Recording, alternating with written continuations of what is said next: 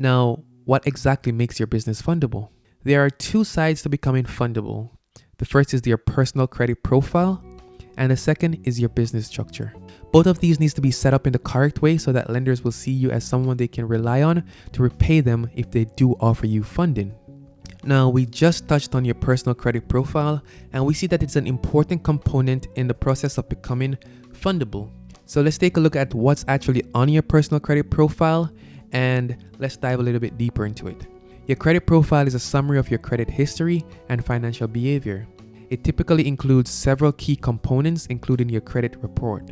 Your credit report. This is a document that provides detailed records of your credit history, including information about your credit accounts, payment history, credit inquiries, and public records such as bankruptcies. Credit reports are maintained by credit bureaus such as Equifax, Experian, and TransUnion, and they are used by lenders to assess your credit worthiness. The second thing that you're going to see on your credit profile is your credit score. This is a numerical representation of your credit worthiness. It usually ranges from 300 to 850 when you're living in the United States, and it is calculated based on information on your credit report and is used by lenders to quickly assess your credit risk. A higher credit score is generally considered more favorable. Now, you're also going to see your personal information on your credit profile. This will include details such as your name, your address, date of birth, and employment information. Another thing that's going to be on your credit profile is your credit accounts. This includes information about your credit accounts, your credit cards, loans, mortgages, and other types of credit. This section includes details on account balances, credit limits, and payment history. On your credit profile, you're also going to see a more detailed breakdown of your payment history. This is a record of your payments on credit accounts. It indicates whether you've made payments on time, missed payments, or had late payments. A positive payment history contributes to a higher credit score. And as you're going to see a little bit later on, your payment history makes up for about 35% of your actual credit score. Next on your credit profile, you're also going to see your credit inquiries. This section lists the inquiries made by lenders when you apply for credit. Too many recent inquiries may negatively impact your credit score, as it could suggest financial stress or a high reliance on credit. So you want to keep your inquiries to a minimum. Also on your credit profile, you're going to see public records. This includes information on bankruptcies and other legal financial matters. Public records can significantly impact your credit score and how lenders view your credit worthiness. Now, another big thing that you're going to see on your credit profile is your credit utilization. So this compares your credit card balances to the credit limits. A lower credit utilization is generally better for your credit score, as it suggests that you have responsible financial and credit management, right? An example of your credit utilization, let's say you have a credit card with a limit of $1,000. Let's say you spent $300 from that credit card, that would put your credit utilization at 30%. Generally, you want to keep your credit utilization below 30%, and for the best course of action, you want to keep it below 10%. All right. The ninth thing that you're going to see on your credit profile is the length of credit history. The average age of your credit accounts influences your credit score. A longer credit history can be beneficial, as it provides a more comprehensive picture of your financial behavior. Now, the 10th and final thing that you're going to see on your credit profile is the types of credit. The mix of credits on your account, such as credit cards, installment loans, and mortgages. A diverse credit mix can positively impact your credit score. Now, something you must take note of. Monitoring and maintaining a positive credit profile is important, as it affects your ability to qualify for loans, credit cards, and other financial products, as well as the interest rates you may be offered. Regularly reviewing your credit report and addressing any inaccuracies is a good practice to ensure the accuracy of your credit profile. All right, so in a nutshell, this is what your credit profile is, your personal credit profile, and this is what you can expect to find on your credit profile. All right, now we just mentioned your credit score, and this is going to be on your credit profile, and this is going to be one of the main things that lenders are going to take a look at when deciding whether or not to afford you credit. There are different types of credit score and scoring models, but in general, when you're seeking funding, they're going to be taking a look at your FICO score. Your FICO score is a widely used credit scoring model. It is based on several key factors. The FICO score is calculated using information from your credit report, and the components that make up your FICO score, it may include your payment history. As mentioned earlier, your payment history accounts for 35% of your FICO score. This is the most significant factor and accesses your track record of making payments on time. Late payments, default, bankruptcies, and other negative information can have a detrimental impact on your credit score. The second thing you're going to see on your FICO score is your credit utilization. This makes up 30% of your FICO score. This factor considers the ratio of your credit card balances to your credit limits, as I mentioned earlier. A lower credit utilization ratio is generally favorable and indicates responsible financial management. And as you can see, your payment history and your credit utilization makes up 65% of your FICO score in total, right? So you need to pay attention to these two specifically. Now, the third thing that goes into making up your FICO score is the length of your credit history. And this accounts for about 15% of your score. The length of time your credit accounts have been established influences your FICO score. A longer credit history is generally viewed as more positive. You're also going to see the types of credit in use, or your credit mix. This accounts for about 10% of your FICO score. And this factor, it takes a look at the variety of credit accounts you have, including credit cards, installment loans, mortgages, and so on. A diverse mix of credit is always beneficial to your credit score, right? Lastly, accounting for about 10% of your credit score is new credit. This considers the number of recently opened credit accounts and the frequency of recent credit inquiries. Opening multiple credit accounts in a short period of time may be seen as a high risk. Alright, so your FICO score ranges from 300 to 850, like other scoring models. And with higher scores, it usually suggests that you have more credit worthiness. The weight of each factor can vary based on individual credit profiles, and specific impact of negative information may depend on factors like severity, recency, and frequency, right?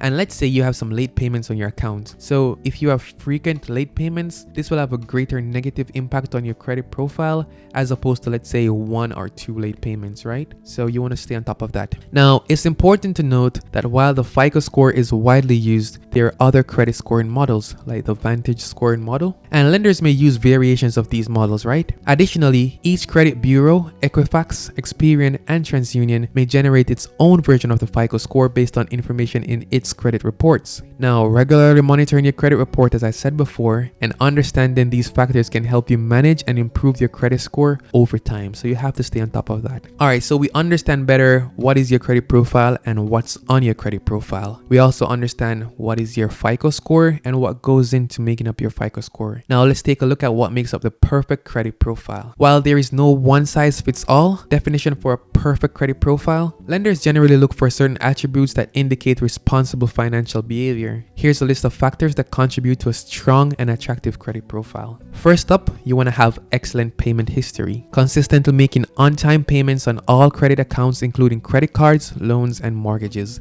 This contributes positively to your credit profile. Second, you want to have low credit card utilization. So you want to keep your credit card balances low in comparison to credit limits, demonstrating responsible credit usage. And this is all on the personal side, all right? And you want to basically keep your credit utilization below 10%. Third, a good credit profile has a good credit history. So a well-established credit history with a mix of credit accounts showcasing a track record of responsible credit management over an extended period of time. You also want to have a diverse mix of credit types.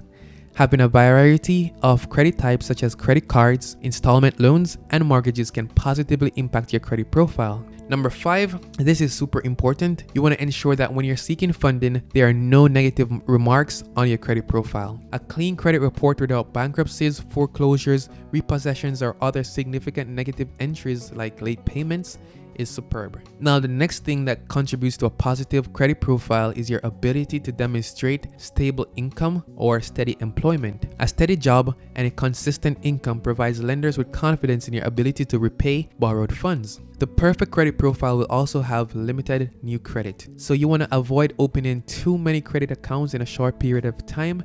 As mentioned before, this may be perceived as financial instability. So basically, lenders don't want to see that you're running around asking everyone for money, because this will suggest that you don't manage money well or that you're having some financial problems, and they won't want to work with someone with financial problems. Next up, if you want to have a good credit profile, you're going to want to keep your debt to income ratio very low. Maintaining a reasonable ratio of debt to income, demonstrating your ability to manage financial obligations. This contributes positively to your credit profile and shows lenders that you are responsible and you'll be able to manage whatever sum of money they are able to afford to you. All right. Now, number 9, if you're going to have a good credit profile, you need to regularly monitor your credit report. Being proactive in monitoring your credit report for inaccuracies and addressing any discrepancies is key to good credit health, all right? Now, the last thing that you're going to want to have is a good credit score. You're going to want to ensure that your FICO score is 680 and above. Anything in the range of 750 and above is considered as great. So you want to keep a good credit score as well. Now, important to note, different lenders prioritize factors based on their criteria and the type of funding sought. A perfect credit profile is desirable, but overall financial health and business plans, as well as funding purpose, also influences a lender's decision. Now, this was a quick look at what makes up the perfect credit profile. So if you're weak in any of these areas, you need to work on that. And if you're strong in any of these areas, keep up the good work. All right, let's say for instance, you had a poor credit profile. This section, we're going to talk about how you can boost your credit profile, all right? So this is just a quick synopsis. And to enhance a poor personal credit profile, you need to take proactive and disciplined approaches. First off, you need to get copies of your credit reports from all major bureaus, Equifax, Experian, and TransUnion. You need to dispute any inaccuracies with supporting documentation. And you need to prioritize paying off delinquent accounts and negotiating debts if necessary. Create a realistic budget, allocating funds to clear your debts, pay all your bills on time, set reminders, and automate your payments. You need to lower your credit card balances to improve utilization, focusing on high interest debts first. Now, something very important when it comes to building a good credit profile. I want you to understand this instinctively. Patience is key. A good credit profile is like Rome. It will not be built in a day. However, it can be destroyed in a day. So you need to practice consistent positive financial behaviors, as over time this will gradually improve your credit. Educate yourself on credit management, Fair Credit Reporting Act, and credit score calculations. All right, so patience is a virtue. Now, when it comes to seeking funding, it's important to have as few as possible negative remarks on your credit profile. If you have a lot of negative remarks on your credit profile, you're going to want to fix your credit profile or enhance it before you actually go out and seek funding. This is something that you can do on your own, or you can get a professional to assist you with it. In this next section, I'm going to touch on a method that myself and my team has been using to assist our clients with removing negative items from their credit profile and enhancing their credit profile. And this is the Metro 2 compliance method. Now, I also want to stress that there is no one method to enhancing credit profiles. So there's factual disputing, Metro 2 compliance, and consumer law, etc., etc. You're going to want to educate yourself on as many of these methods as possible, or you're going to want to get a professional that is well versed in these different methods to be able to get you the best results over time. However, my team primarily focuses on the Metro 2 compliance method because it has been proven to be super effective, and I'm going to show you why in just a second. Okay, so what exactly is Metro 2 and how does it work in your favor? So the Metro 2 compliance method is a set of standardized procedures and reporting guidelines established by the Metro 2 format. This format is an industry standard used by creditors, lenders, credit bureaus to report consumer credit information accurately. Adhering to the Metro 2 compliance ensures that the information on your credit report follows a consistent and standardized format. Now, think of the Metro 2 compliance method as a set of rules in a game. The game is creating and maintaining accurate credit reports. When all players, creditors, lenders, and credit bureaus follow the same rules, the game is fair, and the credit reports are accurate. If there are any inaccuracies or errors on your credit report, using the Metro 2 compliance method to challenge them is like pointing out violations in the rules. Now, this is where it gets good. If there are inaccuracies or errors on your credit report, or if there's anything reporting on your credit profile that wasn't reported following the standardized rules set out in the Metro 2 compliance format, then you're basically able to point out these violations and say, hey, according to the rules that we agreed upon, this information is not accurate, or it was not reported following the set standards. So it needs to be removed and it needs to go right away. So now you can leverage the Metro 2 compliance to your advantage when challenging inaccuracies.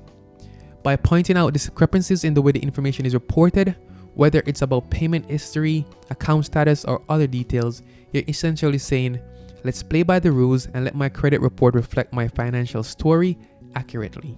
Creditors and credit bureaus are expected to follow these standardized rules.